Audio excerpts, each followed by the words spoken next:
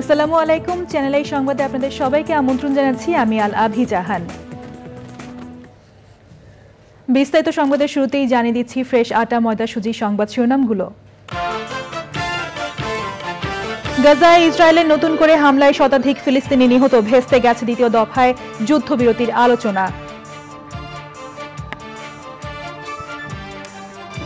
নির্বাচন সামনে রেখে ডিসেম্বরের মধ্যেই সব সংস্কার করতে প্রধান উপদেষ্টার তাগিদ, পুলিশকে অবহেলা করে দেশ গড়া যাবে না মন্তব্য। জুলাই গণ অভ্যুত্থানে নেতৃত্বে থাকা ছাত্রদের আরেকটি রাজনৈতিক দল আসছে, আওয়ামী লীগকে নিষিদ্ধ করা সহ বিভিন্ন দাবিতে কাজ করবে।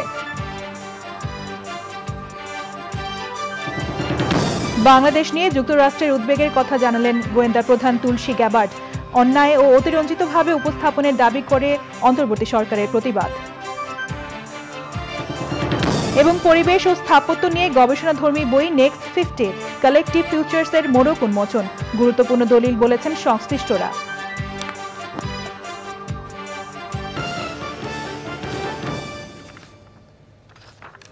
সংবাদ শিরোনামগুলো জানাচ্ছিলাম। এখনকার এই সংবাদ আয়োজন একই সঙ্গে চ্যানেল আই এর ইউটিউব চ্যানেলে এবং চ্যানেল আই এর ওটিটি প্ল্যাটফর্ম আই স্ক্রিনে লাইভ স্ট্রিম হচ্ছে। এবার বিস্তারিত। গাজা উপত্যকায় যুদ্ধবিরতি ভেঙে ইসরায়েলের নতুন করে ব্যাপক বিমান হামলায় শিশুসহ কমপক্ষে 170 ফিলিস্তিনি নিহত হয়েছে। 19 জানুয়ারি প্রথম দফা যুদ্ধবিরতি কার্যকরের পর এটি গাজায় সবচেয়ে বড় হামলা। ইসরায়েলি প্রধানমন্ত্রীর অফিস জানিয়েছেন, দ্বিতীয় দফার যুদ্ধবিরতি নিয়ে হামাস যুক্তরাষ্ট্রের প্রস্তাব প্রত্যাখ্যান করায় ইসরায়েল নতুন করে হামলা শুরু করেছে। হোয়াইট হাউস জানিয়েছে, হামলার আগে ইসরায়েল মার্কিন প্রেসিডেন্ট ডোনাল্ড ট্রাম্পের সঙ্গে পরামর্শ করেছে। হোয়াইট হাউসের প্রেস সেক্রেটারি ক্যারোলিন লেভিট বলেছেন, ট্রাম্পের কথা না শুনলে হামাস, হিজবুল্লাহ, হুতি ও ইরানকে চরম মূল্য দিতে হবে।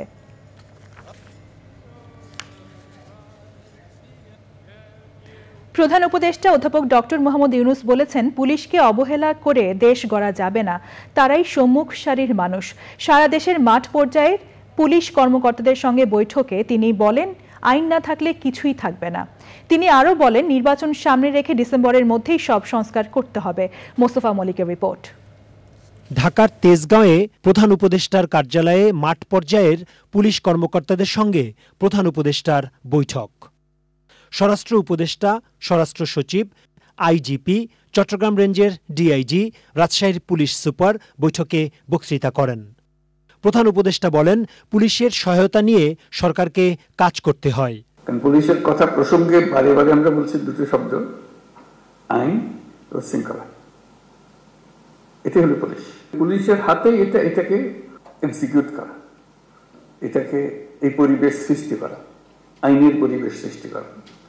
আইন যদি না থাকলো তাহলে সরকারও কি, গণতন্ত্র কি, অধিকার কি, মানুষ নাগরিকদের কি, কিছুই থাকে না। পুলিশকে অবহেলা করে কিংবা পাশ কাটিয়ে গিয়ে দেশ করতে পারবে না, তারাই সম্মুখ সারির মানুষ।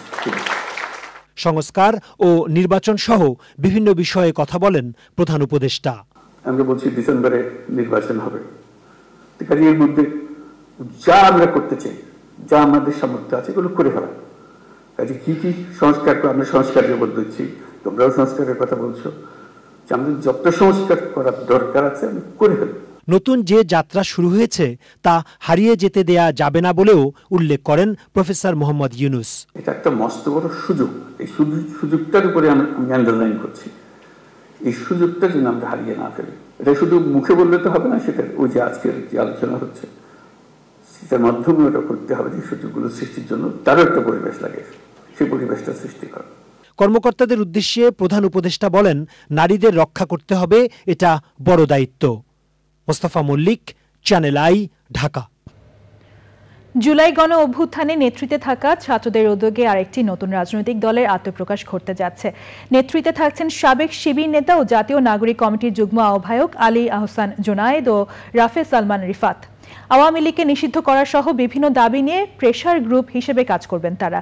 আক্তার হোসেনের রিপোর্ট। গত 28শে ফেব্রুয়ারি জুলাই গণ অভ্যুত্থানের অংশীজনদের নেতৃত্বে নতুন রাজনৈতিক দল আত্মপ্রকাশের আগেই নিজেদের অবস্থান পরিষ্কার করেছিলেন জাতীয় নাগরিক কমিটির দুই আলোচিত নেতা আলী আহসান জুনায়েদ ও রাফে সালমান রিফাত। নতুন প্ল্যাটফর্ম গঠনের কথা আলী আহসান জুনায়েদ সামাজিক যোগাযোগ মাধ্যমে ঘোষণা দেওয়ার পর থেকেই রাজনৈতিক মহলে শুরু হয়েছে আলোচনা। জুনায়েদ জানান, জুলাই গণ অভ্যুত্থানের দাবিগুলো বাস্তবায়ন করতেই এই প্ল্যাটফর্ম গঠনের উদ্যোগ তাদের। স্পষ্টতই খেয়াল করতেছে যে গণহত্যার বিচারের যে দাবি এবং ফেসিবাদী দল হিসেবে আওয়ামী লীগের নিষিদ্ধ করা নিয়ে সকলের মধ্যেই এই জায়গাগুলোতে দাবিটা গৌণ হয়ে আসছে এবং হলো ফোকাস পয়েন্টটা হয়ে গেছে হলো আরও 10টার মধ্যে এটা একটা। শুধুমাত্র এইটাকেই প্রাইম ফোকাসে রেখে কাজ করার জন্য আমরা আর কাউকে দেখতেছি না। সেই জায়গা থেকে আমাদের মনে হয়েছে যে জুলাইয়ের এই ইস্যুগুলোকে, এই দাবিগুলোকে সামনে রেখে প্রাইম ফোকাসে রেখে সমস্ত পক্ষকে একত্রিত করে একটা প্ল্যাটফর্ম প্রয়োজন। নতুন উদ্যোগকে স্বাগত জানিয়েছে জাতীয় নাগরিক পার্টির নেতারা। গণতন্ত্রপ্রণা মানুষ নতুন যে কোনো উদ্যোগকে স্বাগত জানাবে, জনগণ বেছে নেবে কারটা গ্রহণ করবে, কারটা গ্রহণ করবে না। নেতৃত্বের টানাপোড়েনের ক্ষেত্রে তাদের হয়তো আশঙ্কার জায়গা ছিল। জুনায়েদ ভাই তার রাজনৈতিক বোঝাপড়া আলাদা থাকতে পারে, তিনি অন্যভাবে ভাবছেন, সে কারণে তিনি তার জায়গা থেকে আহ্বান জানিয়েছেন, সেই জায়গা থেকে তাদের মতন করে তারা রাজনৈতিক উদ্যোগ নিতে পারে। শুধুই প্রেসার গ্রুপ নাকি রাজনৈতিক দল হিসেবে কাজ করবে নতুন প্ল্যাটফর্মটি, তা পরিষ্কার করার কথা বলেছেন গণ অধিকার পরিষদের সদস্য সচিব। আমি মনে করি তাদের উচিত হবে একটি দল যদি করতে চাই সরাসরি আসলে দলের ঘোষণা করা। আমরা মনে করি নতুন নতুন যত রাজনৈতিক দল আসবে তরুণরা কিন্তু রাজনীতি করার সুযোগটা পাবে। জুলাই গণ অভ্যুত্থানে শহীদ ও আহতদের স্বীকৃতি ও সম্মান, আওয়ামী লীগের বিচার, ফ্যাসিবাদী কাঠামোর বিলোপ এবং দুর্নীতিমুক্ত সমাজ প্রতিষ্ঠার লক্ষ্যেই কাজ করবেন বলে জানান নতুন দলের উদ্যোক্তারা। Akhtar Hossain, Channel I, Dhaka. বাংলাদেশ পরিস্থিতি নিয়ে যুক্তরাষ্ট্র গভীরভাবে উদ্বিগ্ন বলে জানিয়েছেন দেশটির গোয়েন্দা প্রধান তুলসী গ্যাবার্ড। বৈশ্বিক গোয়েন্দা প্রধানদের একটি সম্মেলনে যোগ দিতে নয়াদিল্লি সফররত তুলসী গ্যাবার্ড সোমবার এনডিটিভি ওয়ার্ল্ডকে দেওয়া সাক্ষাৎকারে এই উদ্বেগের কথা জানান। বাংলাদেশে ধর্মীয় সংখ্যালঘুদের ওপর নির্যাতন নিয়েও মন্তব্য করেন তিনি। যুক্তরাষ্ট্রের প্রেসিডেন্ট ডোনাল্ড ট্রাম্পের প্রশাসন সারা বিশ্বে ইসলামপন্থী সন্ত্রাসবাদের ওপর নজর দিচ্ছে এবং একে পরাজিত করতে প্রতিশ্রুতিবদ্ধ বলে জানিয়েছেন তুলসী গ্যাবার্ড।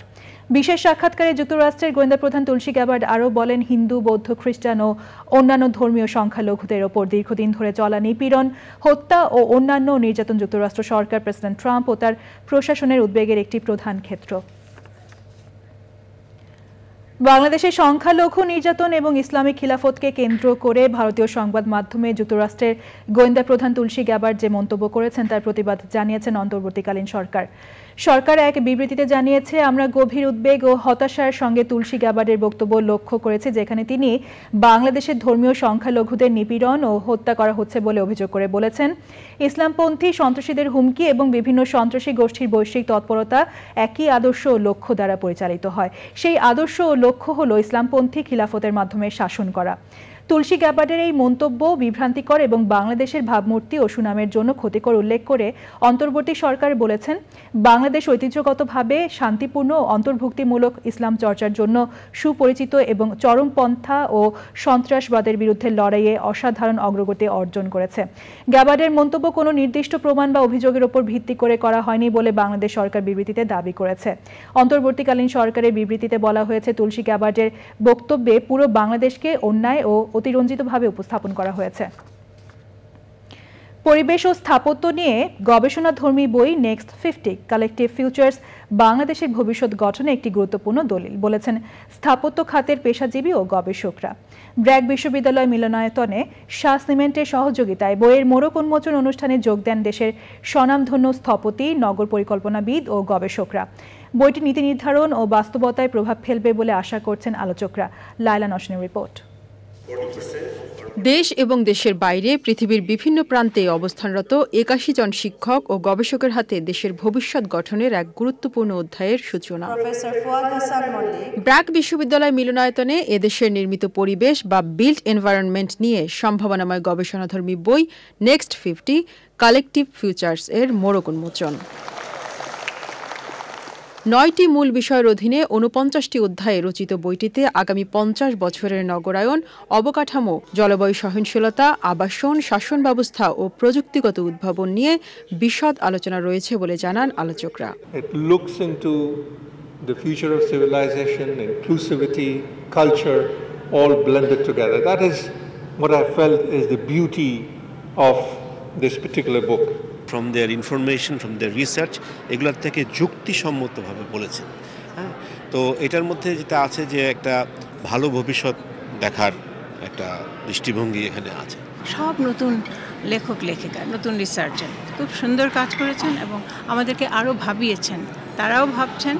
তো আমি মনে করি সবাই মিলে আমরা সুন্দর শহর করতে পারবো, সুন্দর গ্রামও করতে পারবো। অনেকগুলো জিনিস তারা আইডেন্টিফাই করেছেন যেগুলো হয়তো আমরা আগে খেয়াল করিনি, কিন্তু অথচ যেগুলো কিনা খুবই জরুরি আমাদের জন্য। আমরা আশা করছি যে এই বইটা যারা কিনা পরিবেশ নিয়ে কাজ করেন, যে কোনো প্রফেশনের হতে পারে, স্থপতি হতে পারেন, ল্যান্ডস্কেপ আর্কিটেক্ট হতে পারেন, ডেভেলপ এজেন্সিতে যারা আছেন, তারা এই বইটা কাজে লাগাবেন।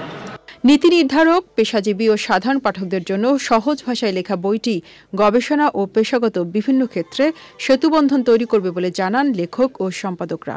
2020 সালের দিকে ওপেন স্টুডিও এবং কনটেক্সট বিডির সাথে পার্টনারশিপে এই বইটার কাজ শুরু করি, যেটা আজকে পাবলিকেশনের মধ্যে দিয়ে সম্পন্ন হলো। এখানে বাংলাদেশি আর্কিটেক্ট যারা বিদেশে অনেক প্রতিষ্ঠিত এবং একাডেমিতে আছেন, তাদের সব ডিস্টিল লার্নিং বাংলাদেশের জন্য একত্র করে এই বইটার মাধ্যমে উপস্থাপন করা হলো।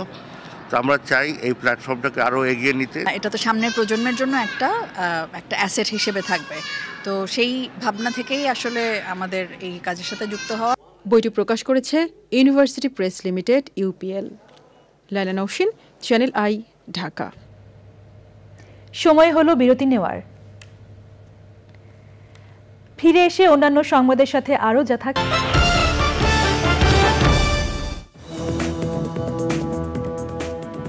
বিরতির পর আবারও আমন্ত্রণ জানাচ্ছি। বাংলাদেশ ঔষধ শিল্প সমিতির সভাপতি নির্বাচিত হয়েছেন ইনসেপ্টা ফার্মাসিউটিক্যালস লিমিটেডের চেয়ারম্যান ও ব্যবস্থাপনা পরিচালক আব্দুল মুক্তাদির এবং মহাসচিব হয়েছেন ডেল্টা ফার্মা লিমিটেডের ব্যবস্থাপনা পরিচালক ডাক্তার মোহাম্মদ জাকির হোসেন। এছাড়া কোষাধ্যক্ষ নির্বাচিত হয়েছেন হেলথ কেয়ার ফার্মাসিউটিক্যালস লিমিটেডের উপব্যবস্থাপনা পরিচালক ও সিইও মোহাম্মদ হালিমুজ্জামান। আগামী 2 বছরের জন্য তারা দায়িত্ব পালন করবেন। গত 15ই মার্চ বাংলাদেশ ঔষধ শিল্প সমিতির 54তম বার্ষিক সাধারণ সভায় সমিতির 2025-26 ও 2026-27 মেয়াদের কার্যনির্বাহী পরিষদের নির্বাচনে 20 সদস্যের কমিটি গঠন করা হয়। ইউনিমেড ইউনিহেলথ ফার্মাসিউটিক্যালস লিমিটেডের chairman M Mosaddek Hossain senior সহ সভাপতি এবং রেনেটা পিএলসি ব্যবস্থাপনা পরিচালক ও সিইও সৈয়দ এস কায়সার কবির সহ সভাপতি নির্বাচিত হয়েছেন। এবার রয়েছে নিটল টাটা কৃষি সংবাদ।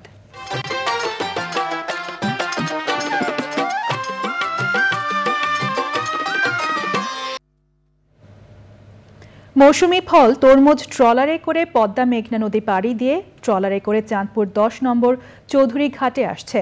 এই তরমুজ ব্যবসায় বছরে 1000 কোটি টাকার লেনদেন হয় এই ঘাটে। তবে নদী পথে চাঁদাবাজি ও ডাকাতির অভিযোগ করছেন তরমুজ চাষিরা। মোর্শেদ আলমের তথ্য ও ভিডিওচিত্রে নাফিস ইফতেখারের রিপোর্ট। চাঁদপুরে ফল ব্যবসায়ীদের সবচেয়ে বড় আড়ত শহরের 10 নম্বর চৌধুরী ঘাট।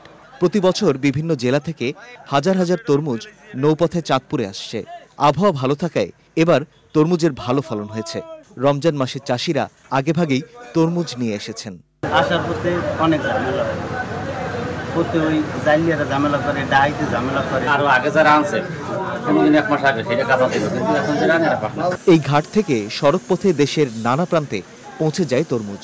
প্রতিদিন অন্তর্পক্ষে 50-60টা ট্রাক এবং এই জায়গাতে লুট হচ্ছে এবং সুলভ মূল্যে ক্রেতারা কিনে নিয়ে যাচ্ছে বাংলাদেশের সকল জেলার ভিতরে। দক্ষিণাঞ্চল থেকে আসা তরমুজ স্থানীয় হাটবাজারে বিক্রি হচ্ছে, তবে তরমুজের দাম বেশি বলছেন ক্রেতারা। রোজার ভিতরে তো দাম থাকা কম, কিন্তু দাম এখন বেশি। বিভিন্ন হাট বদল হয়ে এখানে আসে, এভাবে দাম বাড়ে যায়। খুচরা ব্যবসায়ীদের দাবি গত বছরের চেয়ে এবার তরমুজের দাম কম। এবার 10 কেজি সাইজের একটা বোতলে তরমুজ মনে করেন আমাদের কিনতে হয় লেগে কিনতে পারে 200-250 টাকা দিয়ে। আর কি হস্তা দিবেন? অন্যান্য সময় দেখা গেছে কি আমরা তরমুজগুলো 400-500 নিচে তরমুজ এবার আমরা 200 টাকা থেকে 300 টাকার মধ্যে ভালো বড় মানের তরমুজগুলো পাচ্ছেন। তরমুজের দাম সহনীয় পর্যায়ে রাখতে নিয়মিত মনিটর করছে ফল ব্যবসায়ী সমিতি। তরমুজের ভিতরে পৃথিবীর কোনো জোর আছে, তরমুজের ভিতরে কোনো ইনজেকশন চলবে না, কোনো সুই চলবে না, আলাদা নিয়ে ফল। 10 নম্বর চৌধুরীঘাটে কাজ করছেন 1.5 থেকে 200 শ্রমিক। নাফিস ইফতেখার, চ্যানেল আই। এবার রয়েছে প্রকৃতি সংবাদ।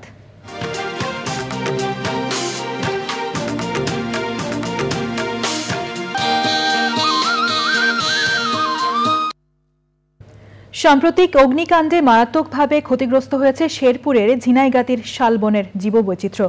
ক্ষয়ক্ষতি নিরূপণ সহ বনের উদ্ভিদ ও জীববৈচিত্র্য সংরক্ষণে করণীয় নির্ধারণে কাজ করছে 5 সদস্যের উচ্চ পর্যায়ের কমিটি। তবে প্রতি বছর এমন অগ্নিকাণ্ডে উদ্বেগ জানিয়ে প্রকৃত কারণ অনুসন্ধানের তাগিদ দিয়েছেন পরিবেশবাদী সহ স্থানীয়রা।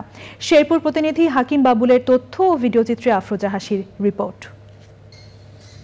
শেরপুরের ঝিনাইগাতি উপজেলার রাংটিয়া রেঞ্জের বনভূমির আয়তন প্রায় 9,000 হেক্টর। বনভূমিতে শাল, গজারি সহ বিভিন্ন প্রজাতির উদ্ভিদ এবং বন্যহাতি, বানর, পাখি সহ রয়েছে জীববৈচিত্র্যের সমাহার। সাম্প্রতিক অগ্নিকাণ্ডের সংকটে পড়েছে প্রায় 5 একর বনভূমির উদ্ভিদ ও জীববৈচিত্র্য। আধুনিক অগ্নি নির্বাপক ব্যবস্থা না থাকায় ক্ষতিগ্রস্ত হচ্ছে বনের পরিবেশ ও প্রতিবেশ। অনেকে কৌতূহলবশত আগুন দেয়, আবার অনেকে টিকটক করে, ফেসবুকে লাইভ করে, এই সময়ও কৌতূহলবশত আগুন দেয়। অসাধু ব্যক্তিগুলা আগুন দিয়ে যায়। বিভিন্ন জীবজন্তু আছে, এগুলা এখানে থাকবো না, চলে যাব। পাহাড় না থাকলে তখন আমাদের পাবলিকেরও ক্ষতি। কিছু ক্ষতি হয়, পাখি পুকি ঘাস ঘুষ মরে, ঘাস ঘুষ পুরা যায়, এরকমই, এছাড়া কোনো ক্ষতি হয় না। শালবনের জীববৈচিত্র্য রক্ষায় বন বিভাগের লোকবল বৃদ্ধি ও আধুনিক অগ্নি নির্বাপক ব্যবস্থা নিশ্চিতের পাশাপাশি জনসচেতনতা বৃদ্ধির তাগিদ দিয়েছেন পরিবেশবাদী সহ সংশ্লিষ্টরা। এলাকা মানুষেরও একটু সচেতন হইলে পরে দেখা গেছে এই বন কিন্তু আমাদেরই বন, আমাদেরকেও রক্ষা করতে হবে, এরকম একটা এলাকাবাসীরও উদ্যোগ নিতে হবে। সিগারেট খেয়ে ফেলে দিল, সেখানে হয়তো পর্যটকও আসে, যারা ভ্রমণ বিলাসী তারাও আসে, ভুল করে এই কাজটা করে। এই বিষয়ে তাদেরকে সচেতন করলে অবশ্যই এর থেকে একটা আমরা ভালো রেজাল্ট পাবো, জীববৈচিত্র্য রক্ষা পাবে। শালবনের প্রাণ প্রকৃতি রক্ষায় কমিটি গঠন সহ বিভিন্ন উদ্যোগ নিয়েছে ময়মনসিংহ বন বিভাগ।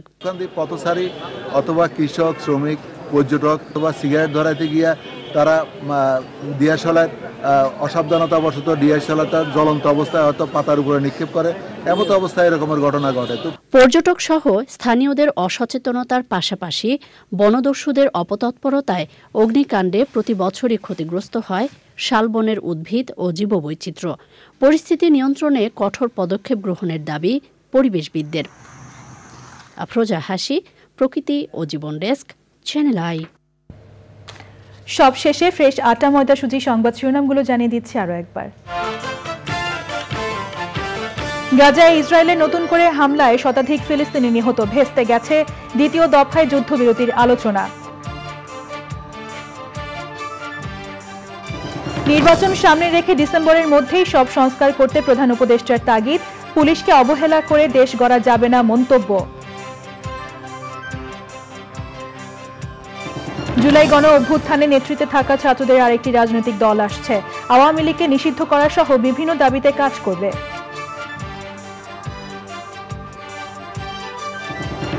বাংলাদেশ নিয়ে যুক্তরাষ্ট্রের উদ্বেগের কথা জানালেন গোয়েন্দা প্রধান তুলসী গ্যাবার্ট, অন্যায় ও অতিরঞ্জিতভাবে উপস্থাপনের দাবি করে অন্তর্বর্তী সরকারের প্রতিবাদ। এবং পরিবেশ ও স্থাপত্য নিয়ে গবেষণাধর্মী বই নেক্সট 50 কালেকটিভ ফিউচার্সের মোড়ক উন্মোচন, গুরুত্বপূর্ণ দলিল বলেছেন সংশ্লিষ্টরা।